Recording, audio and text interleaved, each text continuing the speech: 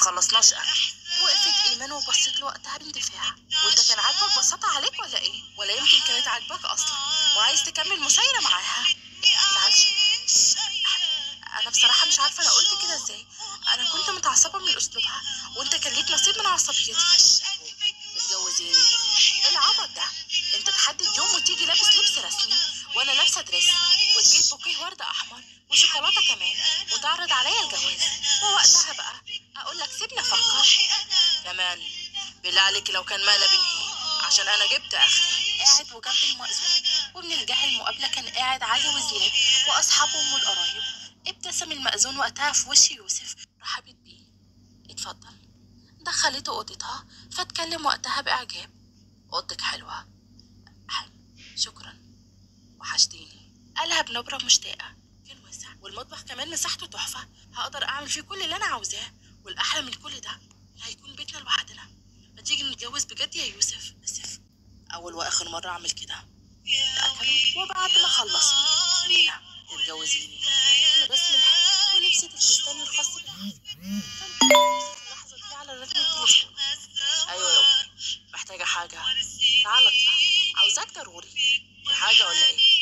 لما تطلع بس هتعرف. انهت الاتصال معاه فقلق يوسف من مكالمتها وطلع بسرعة بدون تفكير. رن جرس الباب ففتحت ليه بابتسامة. نورت يا عريس. في ايه؟ خضتيني. سلامتك يا حبيبي من الخضة، بس لينا عايزاك معاها. عايزاني معاها فين؟ فكرة العريس مع العروسة. عريس ايه وعروسة ايه؟ انتوا بتهزروا. لا مش بنهزر، هي عايزاك معاها بجد. يلا ادخل بقى. بصلها يوسف وقتها بضيق. ادخل ازاي وسط الحريم دي كلها؟ وادخل اعمل ايه اصلا؟ معرفش تعمل ايه، اللي اعرفه انها عايزاك معاها. ده مش هيحصل ابدا. وفي الوقت ده جت لينا وقفت قدامي. تعالى. اجي اعمل ايه؟ نرقص. انا مش بعرف ارقص، قالها وهو بيهمس لها. فبصيت له هي بابتسامة. مش لازم تعرف، المهم انك معايا. لا بس ايه الجمال ده كله؟ انا ما اقدرش على كده. ابتسمت وقتها بخجل. انت لسه شفت حاجة؟ يلا بقى ادخل معايا. دخل فعلا على جوه معاها. 5 دقايق وراجعلك. اياك تمشي. ايه رأيك؟ ايه اللي انت عاملاه في نفسك ده؟ مش قلتلك انت لسه شفت حاجة؟ مدت ايديها بعصاية. يلا هترقص عادي. ابتسم يوسف في اللحظة دي وهو ماسك العصاية وبدأ يرقص بيها وهي كانت واقفة معاه. فقربت منها وهمسته. علي واقف وهو مبتسم وفي ايديه بوكي ورد. لينا وقتها بصيت له بعدم تصديق والساعات اترسمت على ملامحها. مش مصدقة انك هنا. انت جيت بجد يا علي؟ ما ينفعش اكون مش موجود في يوم زي ده، ولا ايه يا يوسف؟ بصيت له لينا بشك وقتها. يعني انت كنت عارف انه جاي وما قلتليش؟ انا ماليش دعوة، هو اللي طلب مني كده. بس بصراحة احلى مفاجأة. مبروك يا لولي. الله يبارك فيك يا حبيبي. بدأوا يتحركوا. مش اعذروني لو اتلخبطت، انا ما تعرضتش لموقف زي دي قبل كده، او بصراحة انا اللي كنت برفض اتحط في موقف زي دي، بس لاجل عيون لينا كل حاجة تكرم. كانت لينا متفاجئة وفرحانة في نفس الوقت. فكمل يوسف كلامه. يمكن كلكم عارفين حكايتي معاها. الحكاية التقليدية اني ربيتها في بيتي، صمت الأمان اللي وصلني بيها صاحب الله يرحمه. بس الحياة لا هي بيتي، هي راحتي والحلو اللي في حياتي. كل حاجة بقى ليها طعم مختلف بوجودها جنبي.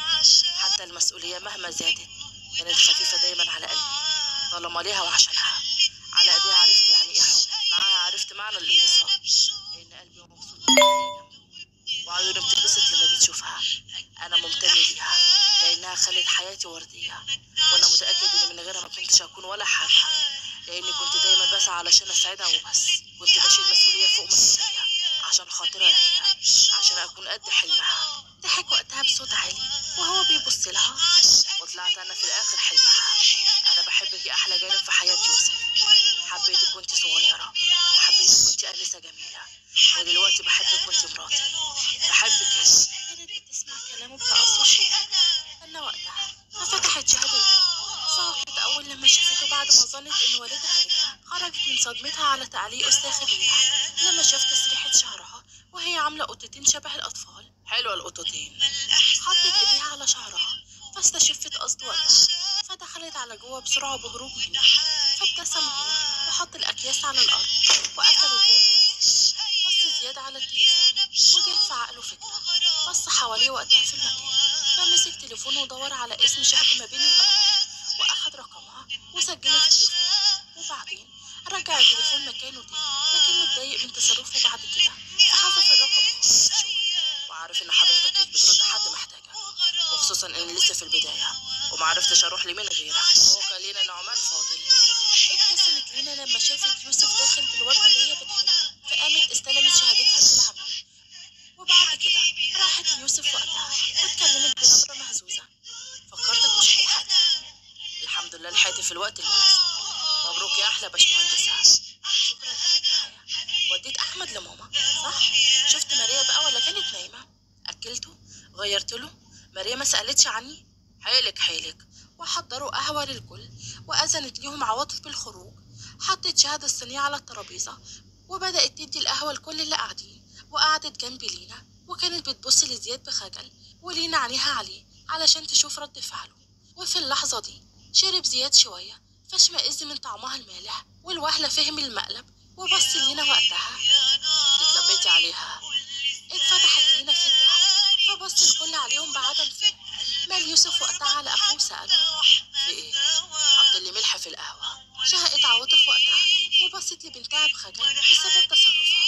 معلش يا زياد، مش لاقية مبرر الصراحة. لا ما تقوليش حاجة، لينا متأثرة بروايات شوية. رضا يا عم سعيد جاي نطلب ايد بنتك شهد لاخويا زياد، واحنا مش هنلاقي عيلة احسن منكم يا يوسف يا ابن الناس. خلاص يبقى نتفق على كل حاجة. وافقوا سعيد الرأي واتفقوا على كل حاجة فعلا وباركوا لهم وقتها. فاتكلم يوسف بنبرة جدية: أنا كنت طالب من حضرتك نعمل خطوبة وكاتب كتاب مع بعض على آخر الأسبوع. حضرتك عارفنا وعارف زياد كويس، يعني مفيش داعي نطول في المواضيع دي. أيوة يا يوسف، بس مش شايف إن خطوة كاتب كتاب دي لسه بدري؟ مش بدري ولا حاجة، وحتى العرسان يتعرفوا على بعض أسرع. أصل احنا برضه مش عايزين نطول في فترة الخطوبة. زياد كلها 5 شهور ويستلم شقته ويبدأ يجهز فيها. كاتم رقيق جدا وعجبت بيه شهد. وبعد ما شهد لبست الخاتم كانت باصة للأرض بخجل، وهو ابتسم وهو بيهمس لها.